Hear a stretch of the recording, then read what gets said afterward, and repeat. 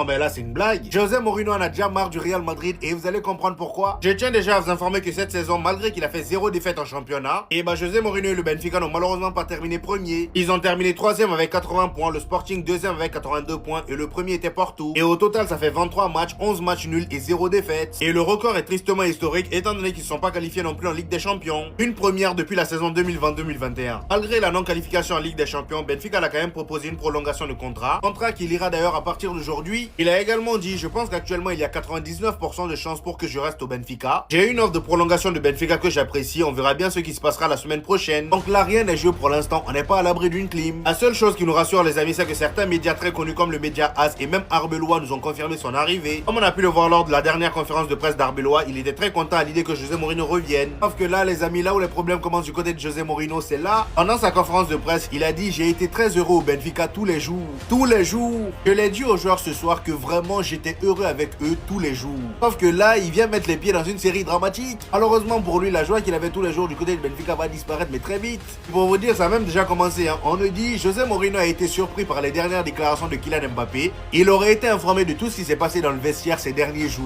En gros, il a déjà la tête comme ça bien avant de mettre les pieds à Madrid. Je sens que la saison prochaine va être encore plus divertissante que cette saison. Alors ça, personne s'y attendait. Le jeudi prochain risque d'être la fin de carrière de Cristiano Ronaldo, les amis. Vous allez comprendre pourquoi. Avant ça, je tiens déjà à vous informer que notre cher Robert Lewandowski a annoncé son départ du Barça hier. Et malgré qu'il ait tout remporté du côté du Bayern Munich, il a déclaré sur Instagram que le Barça était le meilleur chapitre de sa carrière. Ce que je trouve dommage avec lui, c'est qu'il aurait mérité d'avoir au moins un ballon d'or. Et malheureusement, ils l'ont récompensé par une assiette. Finalement, il termine sa carrière sans ballon d'or et on a même Gavi qui lui a rendu hommage. Et je rappelle que Robert Lewandowski au Barça, c'est 9 trophées au total avec Hansi Flick. Et selon certaines rumeurs, les amis, Robert Lewandowski se dirigerait vers Al Hilal, le club où joue actuellement Karim Benzema. Comme il est dit ici, l'agent de Robert Lewandowski est actuellement en négociation intensive avec l'Arabie Saoudite et Al Hilal est en bonne position pour le recruter. Alors je sais pas si on se rend compte, mais imaginez un seul instant que Robert Lewandowski joue dans la même équipe que Karim Benzema. Déjà que Cristiano Ronaldo depuis son arrivée en Arabie Saoudite galère en championnat, ça va être encore plus mort. Et en parlant de Cristiano Ronaldo, les amis, dites-vous qu'ils ont encore perdu hier en finale de Ligue des Champions asiatique 2. C'est l'équivalent de la Ligue Europa en Asie. Ils ont perdu 1-0 face à Osaka. Et bien évidemment, notre cher Cristiano Ronaldo avait tellement la haine qu'il s'est pas pointé pour récupérer sa médaille. En fait, moi je comprends pas comment avec cet effectif là ils ont pu perdre. Sadio Mané, Cristiano Ronaldo, Félix, Kingsley Coman, tout ça, mais rien. Alors heureusement, le cauchemar pour lui s'arrête pas là. Lors de leur dernier match face à Al Hilal, ils auraient pu être champions. Et malheureusement, comme vous avez pu le voir, ils se sont fait égaliser à la dernière minute.